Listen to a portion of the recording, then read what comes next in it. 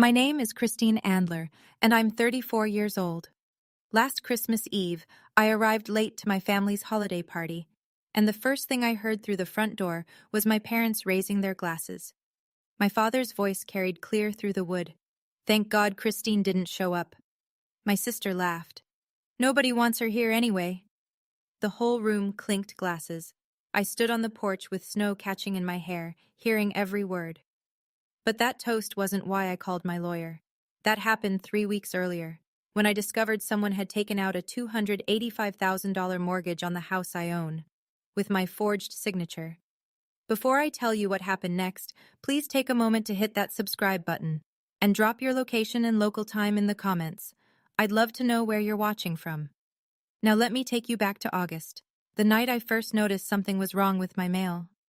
I grew up in Ridgemont, Pennsylvania, one of those towns where everyone knows your car and your credit score follows you into Sunday service. My parents' house sits on Oak Lane, a white colonial with black shutters and a flagpole my father installed the year he lost his contractor's license. He still flies the flag every morning. I'm the younger daughter, the reliable one, the one who answers the phone at midnight when the furnace dies, or the insurance lapses, or the restaurant needs a cash injection to survive another quarter. My sister Diane is 5 years older, louder, prettier according to our mother, and the undisputed center of every family gathering. She opened a place called Reeves' Table 4 years ago with her husband Greg, farm to table, exposed brick, the whole aspirational package. I lent her $50,000 to get it off the ground. She never signed a promissory note. She never mentioned paying it back. Over the past 8 years, I've written checks totaling more than $100,000 for this family. $15,000 for my father's knee surgery when his insurance lapsed. $20,000 for a new roof on my mother's house after a storm she could have filed a claim for, but didn't. Another $12,000 when my father owed back taxes and the IRS started sending certified letters. Every single time I brought up repayment, the response was the same. My mother would tear up and whisper, "We're family, Christine, not a bank." My father would square his shoulders and say something about loyalty. Diane would roll her eyes and call me the accountant, not as a job title, but as an insult. Here's the part that matters. I own 2 properties. My house, which I bought at 28 with money I saved working 60-hour weeks, and a rental property I bought at 31, the same house my parents and Diane's family have been living in rent-free for 2 years. I never asked for gratitude. I just expected them to not steal from me. It started with a missing envelope. August 14th, a Wednesday. I checked my mailbox after work the way I always do, keys in one hand, bag in the other. But there was nothing from my mortgage servicer. No statement, no annual escrow analysis, nothing from the county assessor either. I let it go for a week. Mail gets lost. Then 2 weeks passed with nothing but flyers and credit card offers. No bank correspondence at all. I called the post office on a Friday morning. The woman on the line pulled up my address and went quiet for a moment. "Ma'am, there's a forwarding order on your mail. Everything's being rerouted." "To where?" She read me the address. 614 Oak Lane, Ridgemont, my mother's house. I sat in my car outside the post office for 11 minutes. I know because I watched the dashboard clock while my hands went cold on the steering wheel. Then I opened my laptop, logged into the credit monitoring app I've used since I was 26, and pulled my report. There it was. A new mortgage. $285,000. Opened July 9th. Listed against my primary residence. The house I owned free and clear with no existing liens. The lender was a regional bank I'd never contacted. The loan type was a cash-out refinance. And the application showed my name, my social security number, and my signature on every page. I zoomed in on the signature. I've signed my name tens of thousands of times, on tax returns, audit reports, closing documents. I know every loop and slant of my own handwriting the way a musician knows their own chord voicing. That signature was close, but the downstroke on the A in Andler was wrong. Whoever signed it pressed too hard at the top and faded at the bottom. I do it the other way around. The signature on the mortgage application was mine. Except I never signed it. I called Nathan Ferris the next morning. He's a real estate attorney 2 towns over, not a friend, not a favor. I found him through the state bar directory and paid his retainer with a cashier's check. Nathan doesn't small talk. He asked me 3 questions. Did I authorize anyone to act on my behalf? No. Did I sign a power of attorney at any point? No. Did I know the notary listed on the documents? I looked at the name. Linda Pruitt. That's my mother's friend, I said. They play bridge on Thursdays. Nathan exhaled through his nose, the kind of breath that says more than a paragraph. I'm going to need the original mortgage documents from the lender. I'll request them under the fraud investigation provision. In the meantime, don't contact the notary. Don't contact anyone connected to this. Within 10 days, he had the paperwork, the original application, the closing disclosure, the notarized signature page. He laid them across his conference table and set my actual signature, pulled from my most recent tax filing, beside them. The stroke pattern is inconsistent, he said, pointing with a pen cap. Pressure distribution, letter spacing, the way the capital C connects to the lowercase h. A handwriting analyst would confirm it in a day, but I can already tell you, this isn't your hand. He leaned back. The notary, Linda Pruitt, certified that she witnessed you sign in person on July 9th. Were you in Ridgemont on July 9th? I pulled up my calendar. July 9th I was in Philadelphia at a continuing education seminar. 47 other accountants saw me there. I had the registration receipt and a parking garage timestamp. Nathan closed the folder. This isn't just fraud, Christine. This is a felony. I still didn't know who was behind it. Part of me, the part that still believed in the family on Oak Lane, hoped it was someone outside. Nathan traced the money in 4 days. The $285,000 was dispersed by the lender into an account titled Andler Family Trust. I'd never created a trust. I'd never authorized one. The account was opened 2 weeks before the mortgage closed, using my Social Security number and a post office box registered to my mother's address. From there, the money split into 3 clean wires. $180,000 went to a business account for Reeves Table LLC, Diane's restaurant. The same restaurant she told the family was thriving. The same restaurant I'd already lent $50,000 to start. $65,000 went to a personal checking account in my father's name, Richard Andler, the man who told me loyalty mattered more than receipts. $40,000 went to my mother, Patricia Andler, the woman who cried every time I asked to be repaid. I sat in Nathan's office and read the wire transfer confirmations one by one. Each line was a name I'd known my entire life. Each dollar was a decision someone in my family made while I was 40 miles away, earning the money they were spending. Nathan waited until I looked up. The trust formation documents list your sister as the organizer, he said. She filed the paperwork with the state. She arranged the notary. She submitted the mail forwarding request to reroute your bank statements. Diane, the golden child, the one who called me the accountant like it was a slur. She hadn't just borrowed against my house. She'd built the entire operation, recruited our parents, hired their friend to notarize a forgery, redirected my mail so I wouldn't catch it, all to save a restaurant that was already drowning and fund lifestyles none of them could afford. I kept reading the numbers. Every line was a family member. Every dollar was a lie. Nathan laid it out for me the way you'd read a patient their lab results. Steady, specific, no cushioning. If this loan goes into default, and it will, because nobody's making payments, the lender will foreclose on your primary residence, your house, the one you actually live in. I nodded. I already knew that part. But here's what you might not have considered. You hold a CPA license. Your firm runs background and credit checks annually. A foreclosure on your record doesn't just cost you the house. It puts your license renewal at risk. It flags every professional audit you've ever touched. I felt it then, the weight of what they'd done settling into a shape I could measure. They hadn't just stolen money. They'd put a countdown clock on everything I'd built since I was 22 years old. So what are my options? I asked. Nathan ticked them off. File a fraud report with the county district attorney. File a civil suit to recover the $285,000 plus damages. Request an emergency injunction to freeze the mortgage so the lender can't begin foreclosure proceedings while the fraud investigation is active. And the rental property, I said. He looked at me. They're living there rent-free. No lease, no agreement. They've been there 2 years and now they're spending my money on restaurant renovations while they sleep under my roof. Then we prepare an eviction notice, proper channels, 30-day written notice.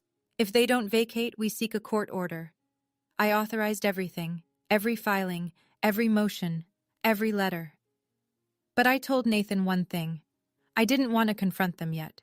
I wanted every document signed, sealed, and enforceable before anyone in my family heard a word from me. He agreed. Preparation isn't revenge, he said. It's due diligence. While I sat in a lawyer's office reading wire transfer receipts, my family carried on like nothing had changed. Diane posted on Instagram 3 times that week. The first was a photo of Reeves Table's new VIP lounge, exposed beams, pendant lighting, leather banquettes. Expanding into the next chapter, the caption read, with a champagne emoji, $180,000 of my stolen equity turned into Instagram content. The second post was her and Greg at a wine bar in the city, matching scarves. Date night with my best friend.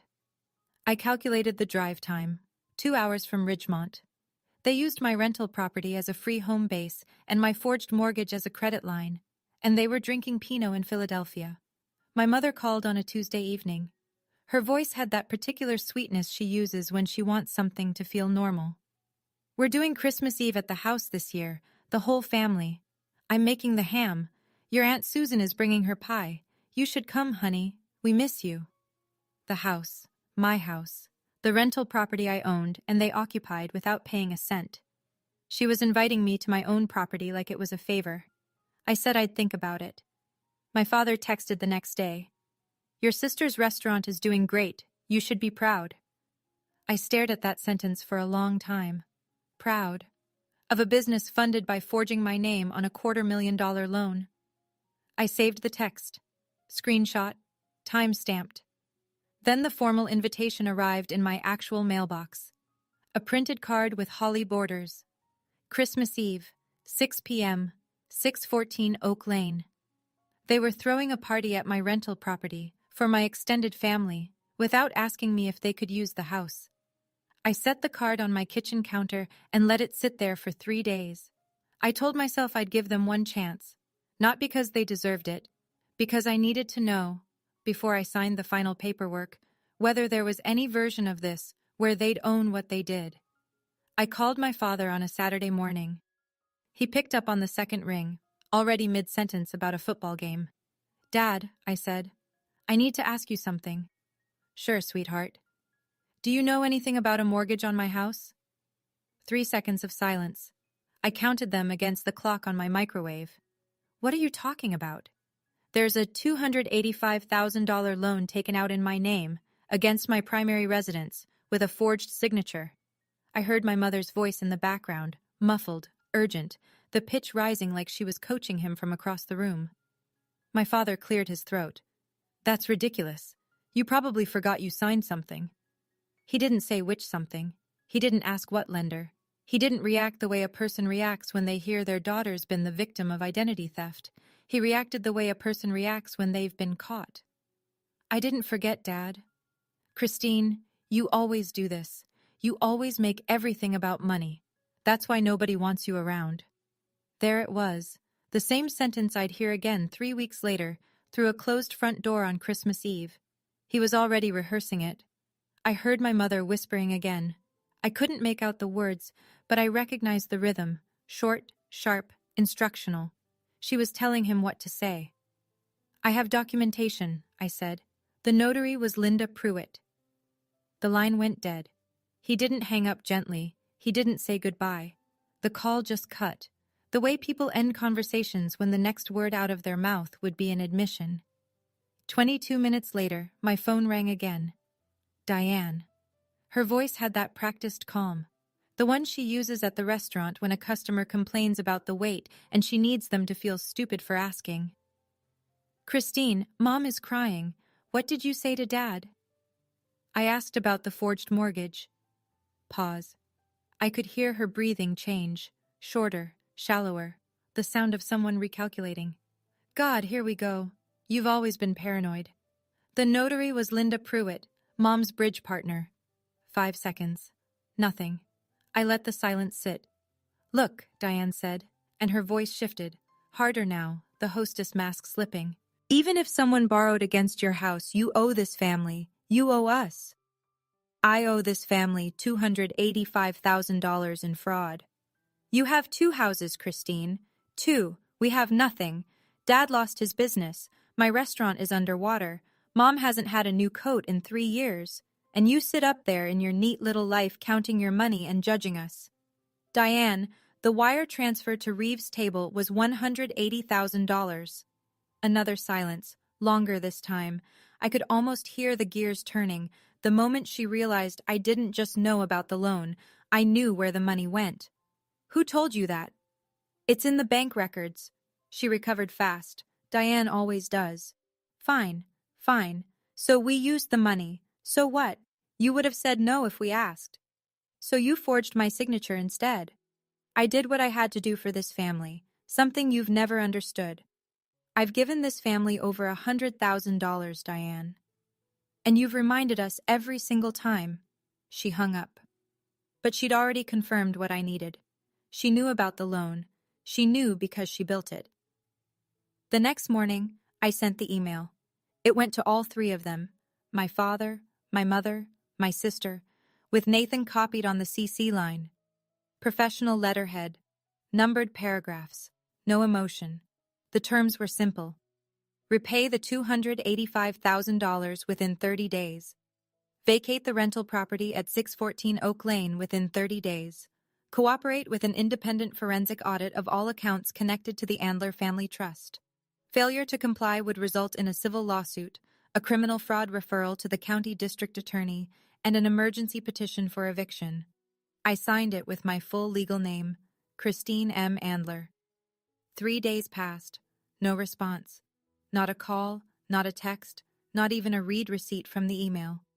On the 4th day, my mother texted, "If you do this, you'll have no family left.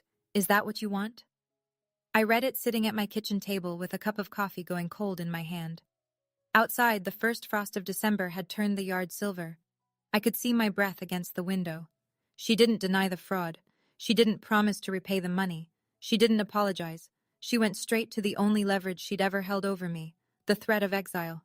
For 34 years, that threat had worked. Every time I pushed back, every time I asked for fairness, someone in my family would remind me that blood was supposed to trump everything else. And I'd fold, I'd pay, I'd forgive. Because the alternative, being alone, seemed worse than being used. I set the phone down on the table, screen up, her message still glowing. She asked if I wanted to lose my family. But my family had already decided to lose me. They made that choice the day they forged my name and split the money 3 ways. So there I was, giving them 30 days, a clear path out, and they responded with silence and a guilt trip. I want to ask you something real. If someone forged your name on a $285,000 loan, would 30 days feel generous or not enough? Drop your answer in the comments, and if this story is hitting close to home, hit that like button. It helps more people find this video. Now, back to what happened next. December 16th. Nathan called me at 4 in the afternoon. The court granted the emergency order. I set my pen down. Tell me the details. 2 parts. First, the mortgage is frozen. The lender can't proceed with foreclosure while the fraud investigation is open. Your house is protected. And the second part? Emergency enforcement order for the rental property. The court found sufficient evidence of fraud tied to the property's use. The occupants are beneficiaries of forged documents used against the owner. The judge signed it this morning. When is it enforceable? December 24th. That's when the court scheduled the enforcement window. Christmas Eve. I closed my eyes. Of all the days on the calendar. The court doesn't schedule around holidays when there's active fraud on real property, Nathan said, reading my silence. The judge's docket was full. This was the first available slot. I drove to his office the next morning and signed everything. 3 copies of the emergency order, authorization for the sheriff's department to serve and enforce, a detailed affidavit attaching the forged mortgage documents, the wire transfer records, the notary certification, and my alibi evidence from July 9th. My hand shook when I signed the last page, not from fear, from the understanding that this signature, my real one, was erasing the possibility of going back to what we were. Nathan slid a manila envelope across the table. Inside was a complete copy of the entire case file. Every document, every receipt, every bank record. In case you need to show anyone exactly what happened, he said. I tucked the envelope into my bag. It weighed almost nothing, but it carried the entire story of how my family chose money over me. Now, I had 16 days to wait. Nathan coordinated with the county sheriff's office on December 18th. I wasn't present for that call, but he walked me through it afterward. Deputy Martinez, the officer assigned to our case, confirmed the logistics. The enforcement order would be active starting at noon on December 24th. If I contacted the sheriff's department on that date, deputies would respond to the property to serve the order and ensure compliance.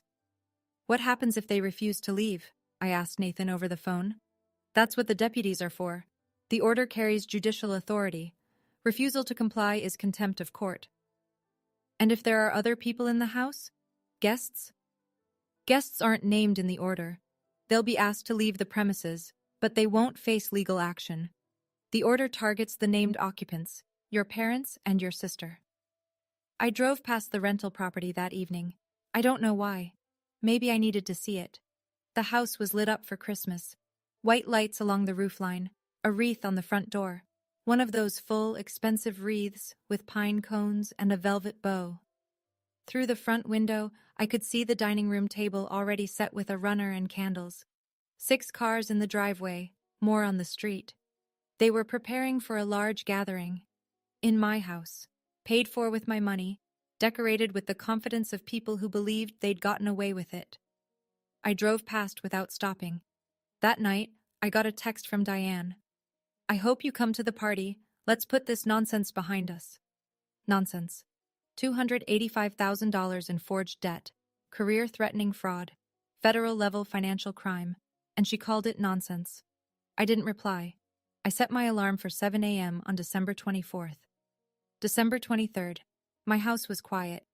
I had a small tree in the living room, a 4-foot Douglas fir from the lot on Route 9. I hadn't decorated it. It sat in its stand by the window, smelling like cold pine, and still wearing the plastic netting from the lot. I kept meaning to put ornaments on it.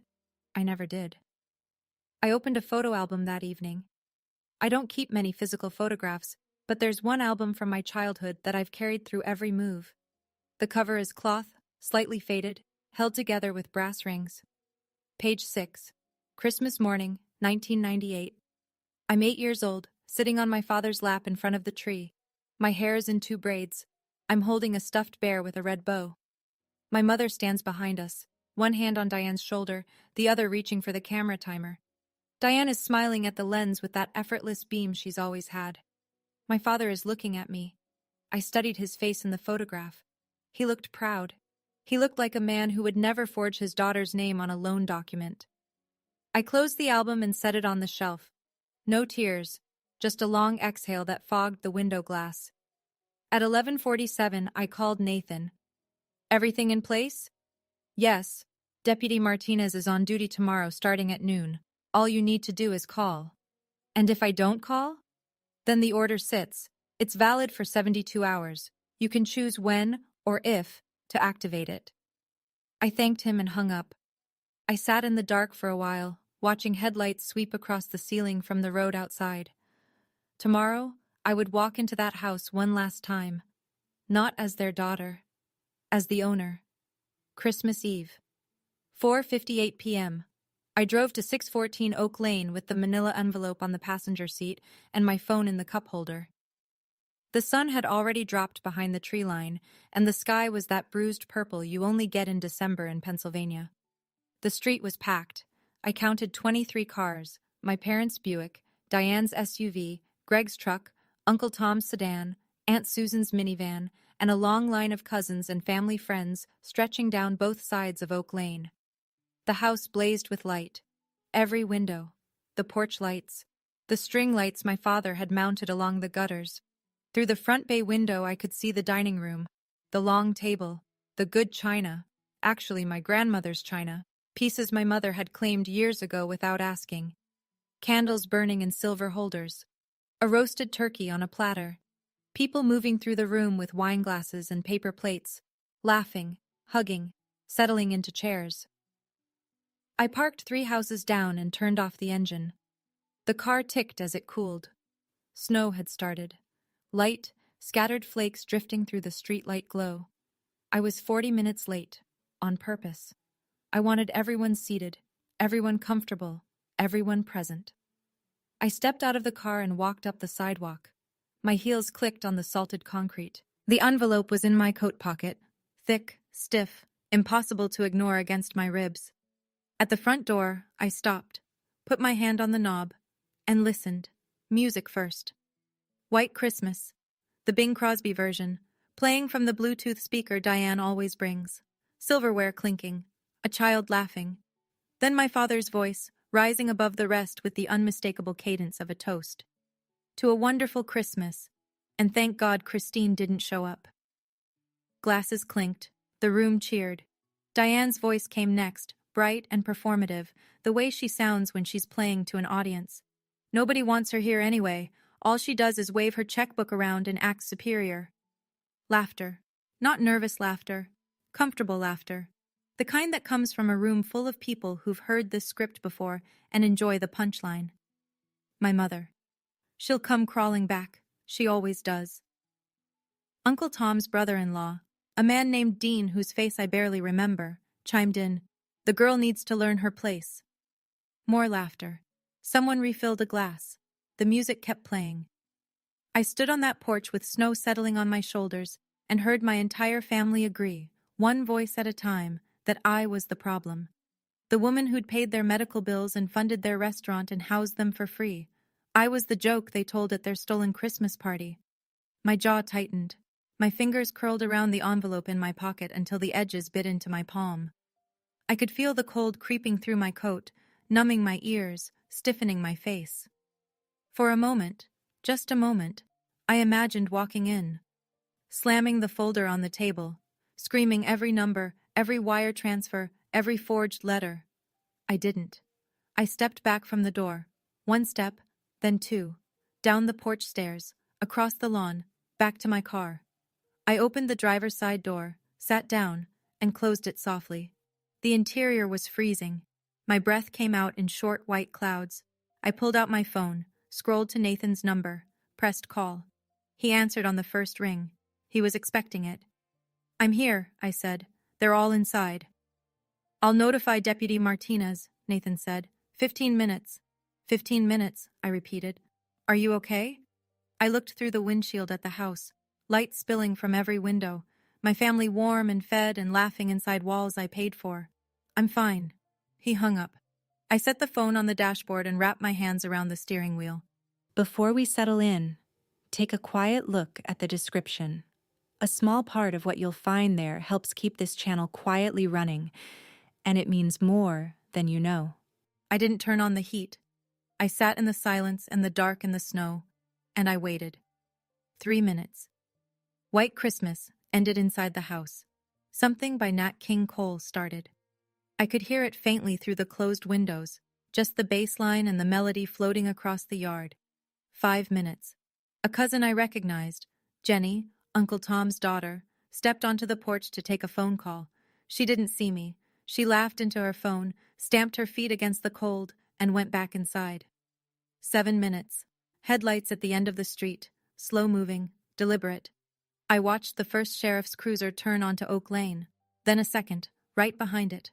They drove without sirens, just the low rumble of engines and the slow sweep of their headlights across parked cars and mailboxes. 12 minutes. Both cruisers stopped in front of 614. The deputies stepped out, Deputy Martinez and a partner I didn't recognize. They adjusted their belts, checked their paperwork, walked up the same path I'd walked 10 minutes ago. 15 minutes. Deputy Martinez knocked on the front door. 3 firm knocks. The kind that don't sound like a neighbor or a caroler, the kind that sound like authority. The music stopped, then silence, then Diane's voice, high and sharp through the door. "What the hell?" The front door opened, and the warm air from inside hit the cold night like a wall. I could see it from the car, the golden rectangle of light, Diane's silhouette in the doorway, and the 2 deputies standing square on the porch. Deputy Martinez spoke in a tone I could hear from 70 feet away, clear, practiced, unhurried. Good evening, ma'am. I'm Deputy Martinez with the County Sheriff's Office. We're here to serve an emergency enforcement order issued by the Court of Common Pleas related to documented financial fraud involving this property. There must be a mistake. That was my father. He'd come up behind Diane, filling the doorway with his shoulders the way he always does when he feels threatened. This is a family home. Sir, the property is titled to Christine Andler. The court order names Richard Andler, Patricia Andler, and Diane Andler Reeves as respondents. The order requires all named occupants to vacate the premises by midnight tonight. The room behind them went still. I could see shapes in the dining room, people frozen mid-motion. A woman holding a serving spoon.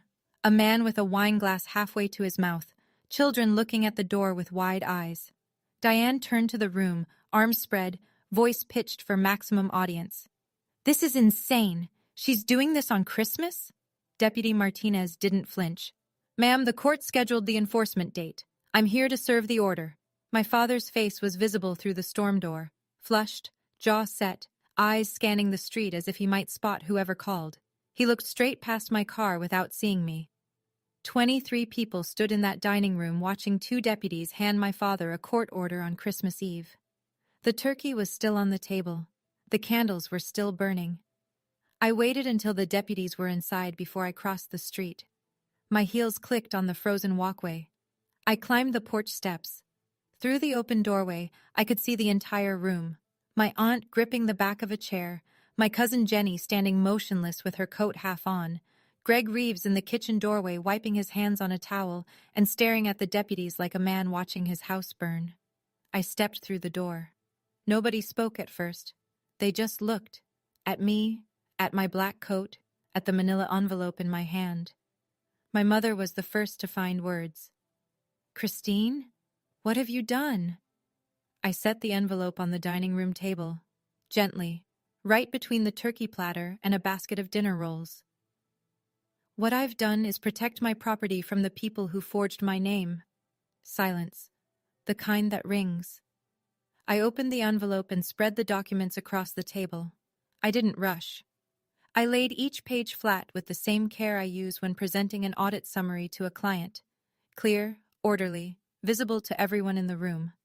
The mortgage application, flagged where the signature didn't match. The notary certification, signed by Linda Pruitt, certifying she'd witnessed me sign in person on a date I was 60 miles away. The wire transfer records, the bank account for the Andler family trust I never authorized. 23 pairs of eyes moved from me to the papers and back. Uncle Tom, my father's older brother, stepped forward. He picked up the wire transfer summary and read it through the bottom of his bifocals. The candles on the table flickered. The furnace hummed. Outside, the red and blue lights from the sheriff's cruisers pulsed slowly through the front windows, sliding across the Christmas decorations like a silent alarm. I spoke the way I speak in a boardroom, steady, factual, no inflection I didn't choose. $285,000, a mortgage opened on my house using a forged signature and a fraudulent notarization. The money was wired to 3 accounts. I pointed to the first highlighted line on the transfer summary. $180,000 went to Reeves Table LLC. That's Diane's restaurant. Diane took a half step backward, her wine glass tilted in her hand. $65,000 went to a personal checking account held by Richard Andler, our father. My father didn't move. He stared at the table like it had opened up beneath him. $40,000 went to Patricia Andler, our mother. My mother pressed both hands against her mouth. Aunt Susan, standing beside her, slowly removed her arm from my mother's shoulder. Uncle Tom set the wire transfer document back on the table and looked at my father. His voice was low, but the room was quiet enough that everyone heard it. Richard, is this true? My father said nothing. You told me Christine gave you that money, last August. You sat in my kitchen and told me she'd offered to help with the business. Still nothing. My father's hands hung at his sides. His chin dropped a quarter inch. That was a lie, Uncle Tom said. It wasn't a question. Around the room, I watched the shift happen.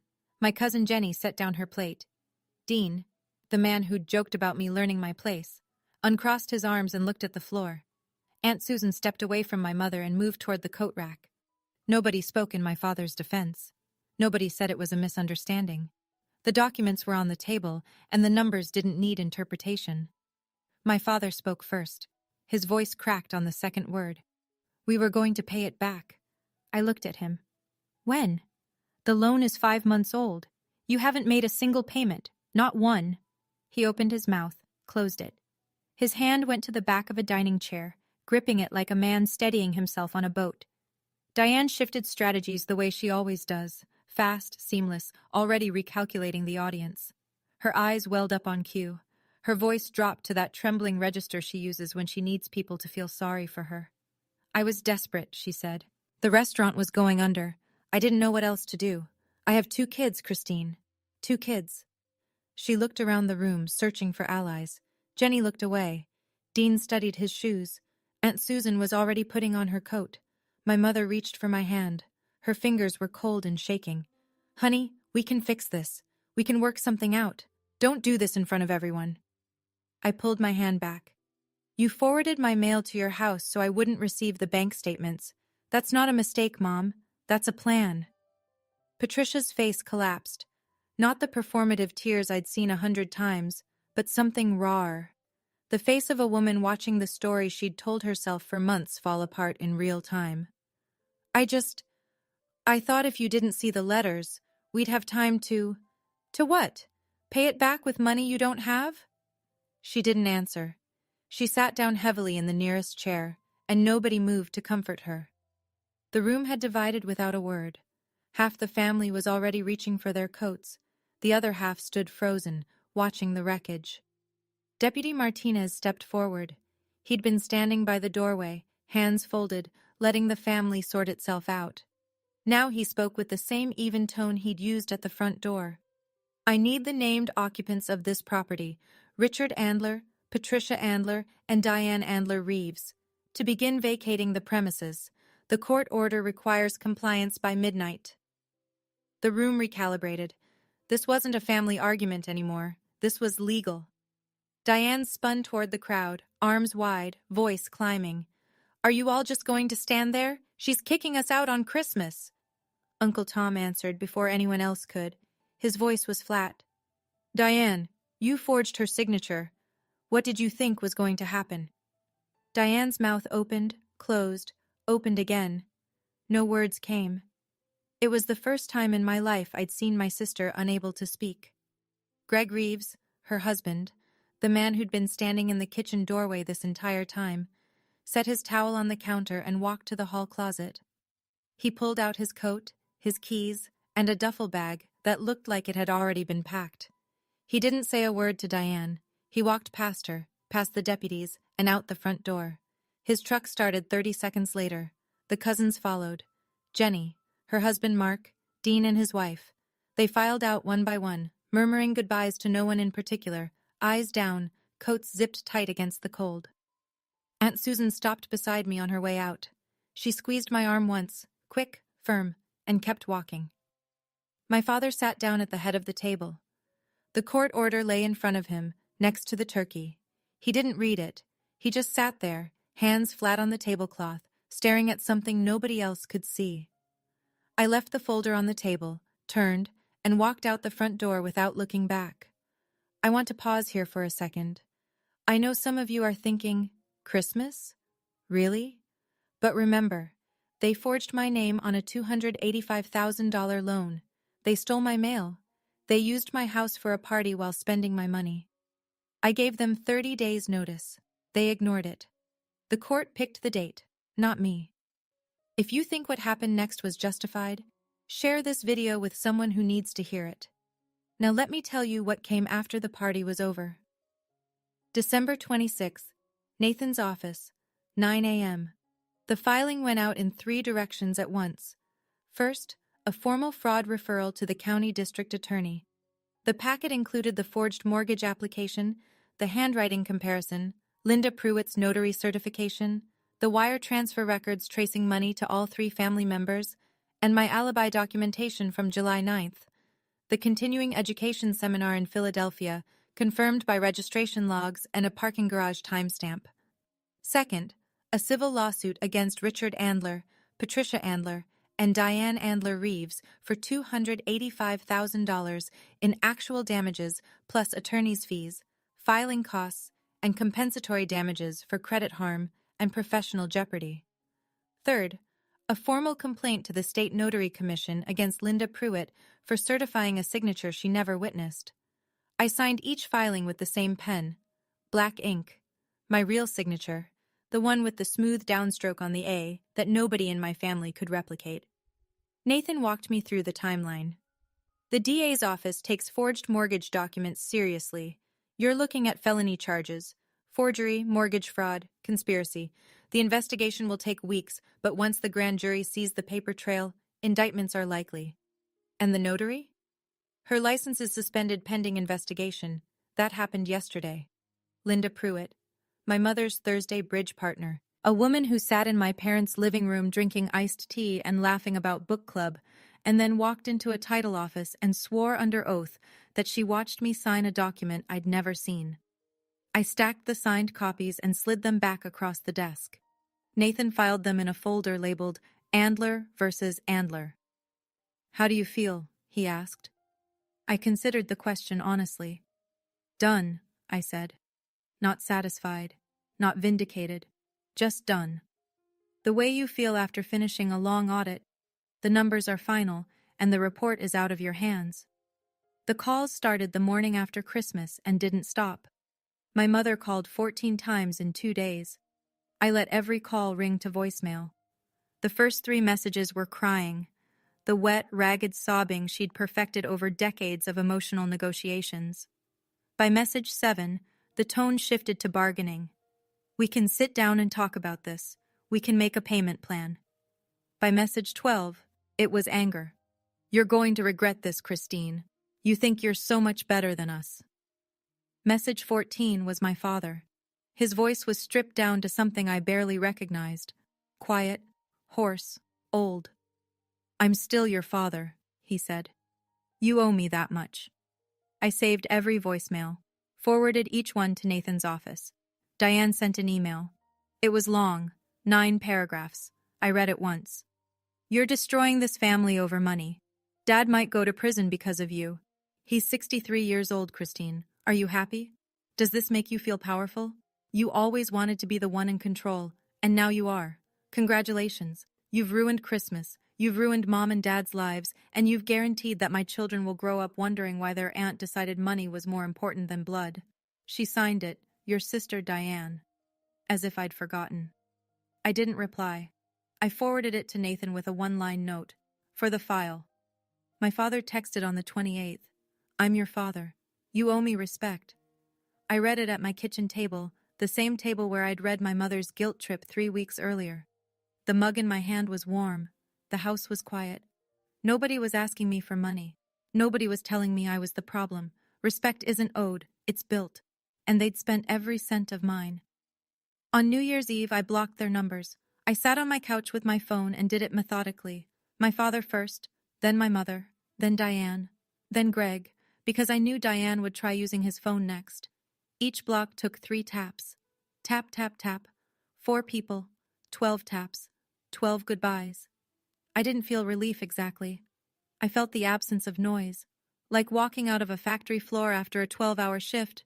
Your ears ring for a while, and then they don't, and the quiet feels so foreign you almost mistake it for loneliness. But it wasn't loneliness, it was space. I decorated the tree that night. I'd bought a box of plain silver ornaments from the hardware store on Route 9. Nothing sentimental, nothing inherited. I hung them one by one while a playlist I'd made myself drifted from the kitchen speaker. No Christmas music, just songs I liked. At 11:58, my phone buzzed, a text from an unsaved number. For a moment, my chest tightened. I thought they'd found a new way through, but it was Uncle Tom. "Happy New Year, Christine. I'm sorry I didn't see it sooner. I should have asked more questions when your father told me you'd given them the money. If you ever need a character witness, I'm here. No strings." I read it twice. Then I texted back. "Happy New Year, Uncle Tom. Thank you." Short, honest, enough. I set the phone down and looked at the tree, silver ornaments catching the lamplight. A 4-foot Douglas fir, finely dressed for the occasion, 3 weeks late. Outside, fireworks cracked somewhere over the ridge.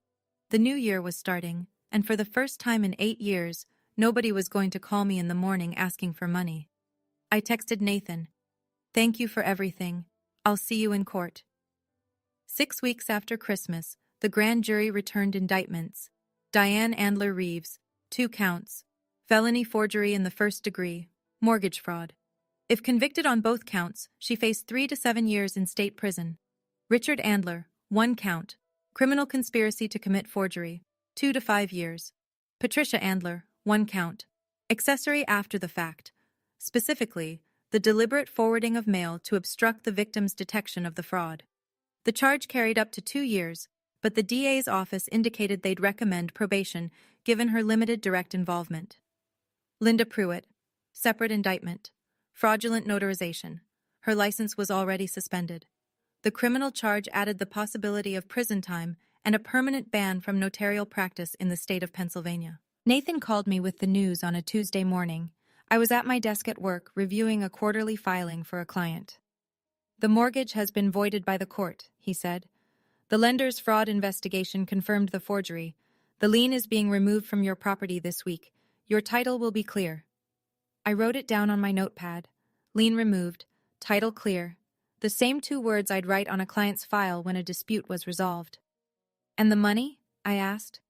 "The civil suit is separate. We'll pursue restitution through that channel. But Diane's business accounts are already frozen as part of the criminal case.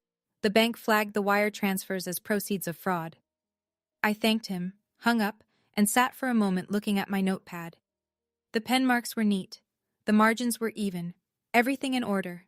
My house was mine again. My name was mine again. The signatures that mattered, the real ones, were all where they belonged. In small towns, news travels through kitchens and parking lots faster than any headline. By February, everyone in Ridgemont knew. The details varied depending on who was telling the story, but the core facts held. The Andler family had forged their youngest daughter's signature, taken a $250,000 loan on her house, and spent it. The daughter called the sheriff on Christmas Eve. Reeves' table started losing reservations within weeks. Regulars who'd eaten there every Friday stopped coming. A review appeared online that simply said, "Hard to enjoy dinner knowing the owner committed mortgage fraud against her own sister." Then another. Then 3 more. By March, the dining room was half empty on Saturday nights. Greg Reeves filed for divorce on Valentine's Day. The timing wasn't poetic, it was strategic.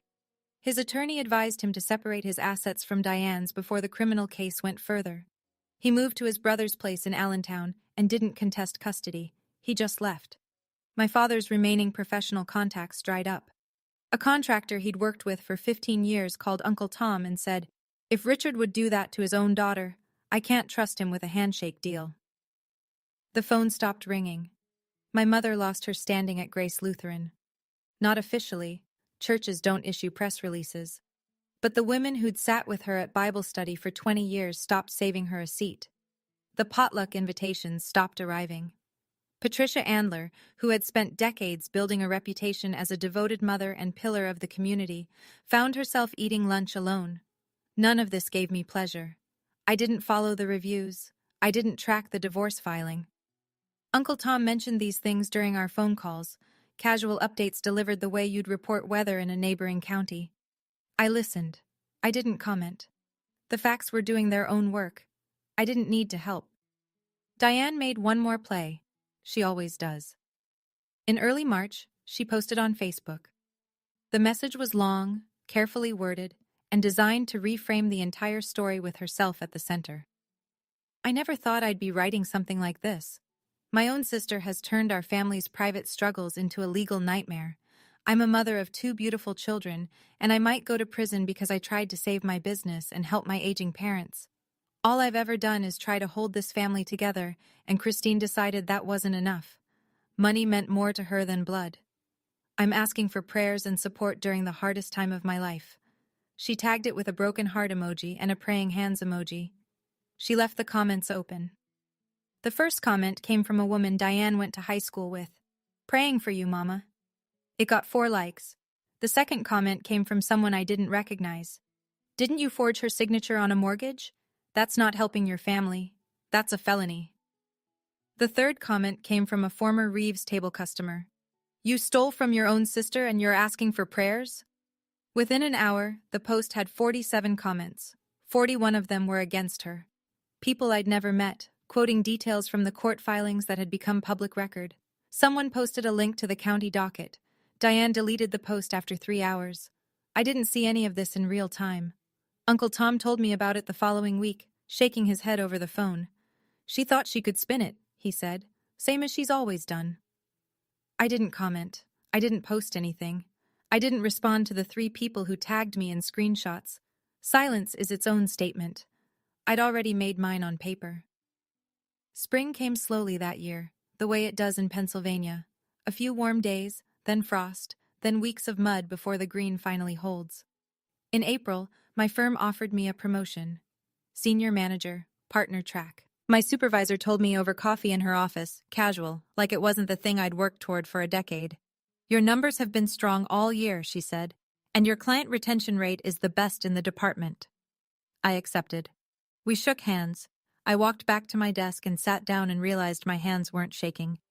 A year ago, that promotion would have been followed by a phone call, my mother asking for help with the water heater, my father needing money for taxes, Diane wondering if I could invest a little more in the restaurant. Every professional milestone had come with a family invoice. My credit score recovered in March. The lien was gone. The fraudulent mortgage was voided. My CPA license renewal went through without a flag. The timer they'd set on my career had been diffused. I rented the property on Oak Lane to a young couple, teachers, both of them. They signed a proper lease, paid first and last month's rent, and hung a bird feeder from the porch where my mother's Christmas wreath had been. I liked that. In May, I started seeing a therapist. Not because I was broken, because I wanted to understand why I'd let myself be the family credit line for 8 years without demanding a single receipt. The answer wasn't simple, and it wasn't finished. But I was working on it. Uncle Tom called every other Sunday. We talked about the Phillies, about the weather, about his new fishing spot on the Susquehanna. We didn't talk about the case unless he brought it up first. Family didn't have to be all or nothing. The plea deals came through in June. Diane Andler Reeves, 18 months in state prison, followed by 3 years supervised probation. Full restitution of $180,000. The felony conviction would follow her permanently, on every job application, every background check, every lease agreement for the rest of her life. Reeves' table closed its doors the week before sentencing. The sign came down on a Thursday. By Friday, the windows were papered over. Richard Andler, 12 months suspended sentence, 200 hours of community service, restitution of $65,000, payable over 5 years. The conspiracy charge would remain on his record. At 63, with a revoked contractor's license and a felony plea, his working life was effectively over. Patricia Andler, 2 years probation, restitution of $40,000, community service. The accessory charge was the lightest of the 3, but in a town the size of Ridgemont, a criminal record is a scarlet letter that doesn't wash out. Linda Pruitt, permanent revocation of her notary commission, separate fraud charges pending. Her name was published in the state disciplinary bulletin. Every title company in the region received the notice. Nathan emailed me the sentencing summaries on a Wednesday afternoon. I read them at my desk between client meetings. Each entry was a paragraph. Each paragraph was a life rearranged. I didn't go to the sentencing hearings. I didn't need to see their faces when the judge read the terms. I didn't need to watch my father stand in a courtroom, or my sister walk through a metal detector, or my mother sit in a gallery bench alone. Nathan asked if I wanted to make a victim impact statement. I declined. The documents speak for themselves, I said. He nodded. He understood. The case file told the whole story. Every number, every signature, every wire transfer, every lie that thought it could hide behind the word family. Summer now, July.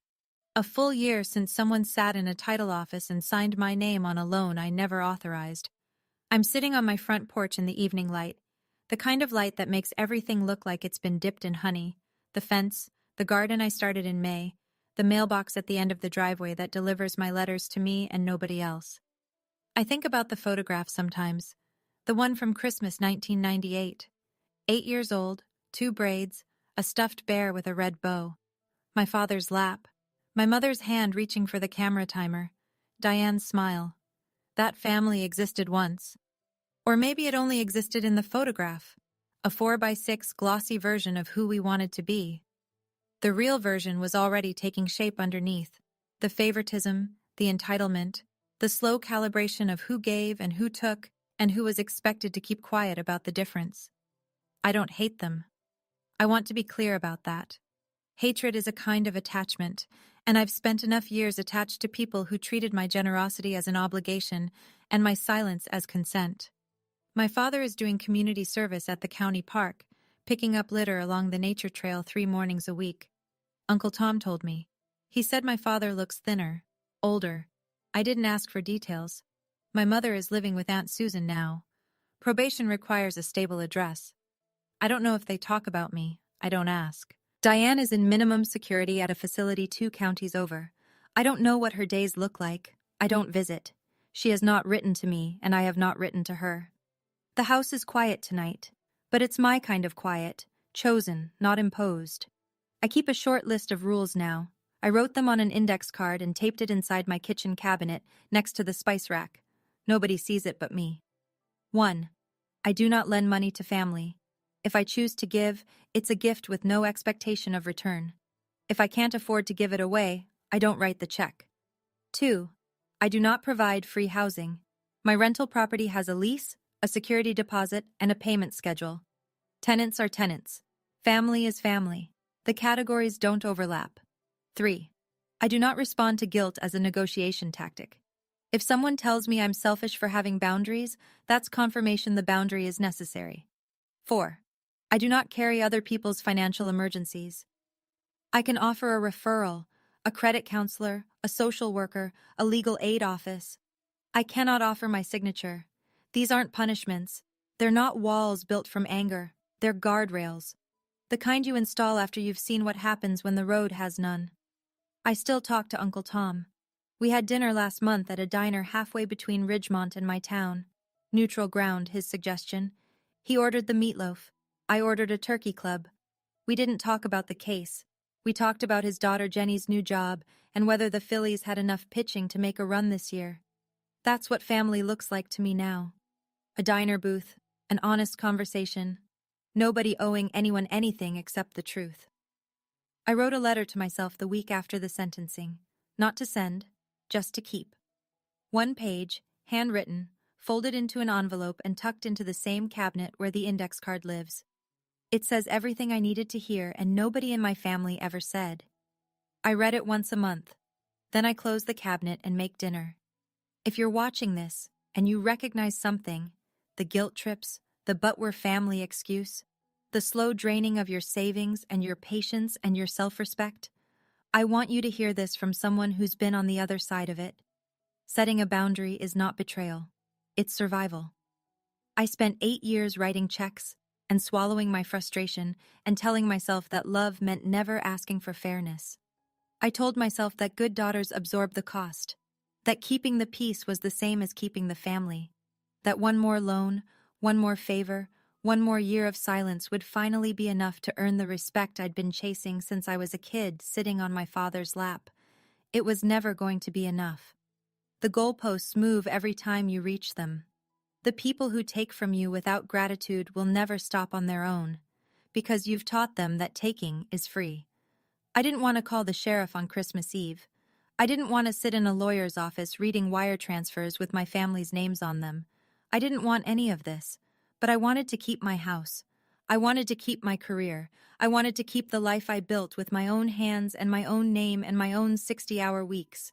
And when the choice came down to protecting myself or protecting the people who were stealing from me, I chose myself. They called me cold. They called me selfish. They called me the accountant, like it was the worst thing a person could be. But I still have my house. I still have my name. I still have my peace. And for the first time in my life, that is enough. Family isn't a debt, and love should never require collateral. I drove past Oak Lane last weekend. The rental property looks different now. The young couple, the teachers, painted the shutters sage green. There's a vegetable garden along the south side of the house where my mother's rose bushes used to be. A tricycle sits on the front porch, bright red, tipped on its side like someone dropped it mid-ride. A little girl, maybe 4 years old, ran across the yard chasing a dog, a mutt with a bandana around its neck. She was laughing the way kids laugh when they've forgotten anyone's watching. Pure noise, pure joy. I slowed the car but didn't stop. The house was warm and occupied and cared for. That was enough. I drove home, pulled into my driveway, turned off the engine. The mailbox flag was up. The carrier had come while I was out. I walked down the driveway and opened the box. Electric bill. A postcard from Uncle Tom, sent from a fishing trip in the Poconos. A furniture catalog I didn't subscribe to. All of it addressed to me. All of it delivered to my house. Nobody had rerouted it. Nobody had intercepted it. Nobody was reading my bank statements at a kitchen table 60 miles away, calculating how much more they could take. I carried the mail inside, set it on the counter, hung my keys on the hook by the door. The only hook, the only key. The house was quiet. The late afternoon sun came through the kitchen window and made a rectangle of gold on the floor. The silver ornaments from New Year's Eve were still on the tree, which I'd moved to a shelf as a year-round decoration. They caught the light and sent tiny, bright circles spinning across the ceiling. My name is Christine Andler, and this is my house. So that's my story. And I want to know, what would you have done? Would you have walked away that night, or would you have walked in? Let me know in the comments. If this story made you feel something, hit subscribe so you don't miss the next one. And if you haven't seen my last video, I left a link in the description. It's another story about someone who refused to stay silent. Thank you for being here. I'll see you next time.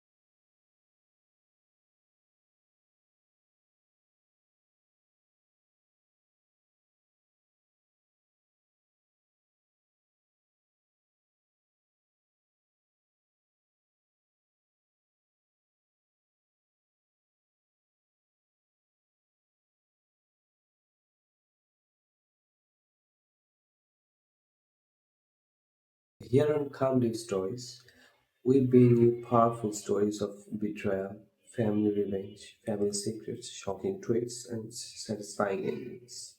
But the truth finally gets its moment. So if you enjoy watching this, subscribe to Calm Deep Stories and turn on the notification so you never miss the next one.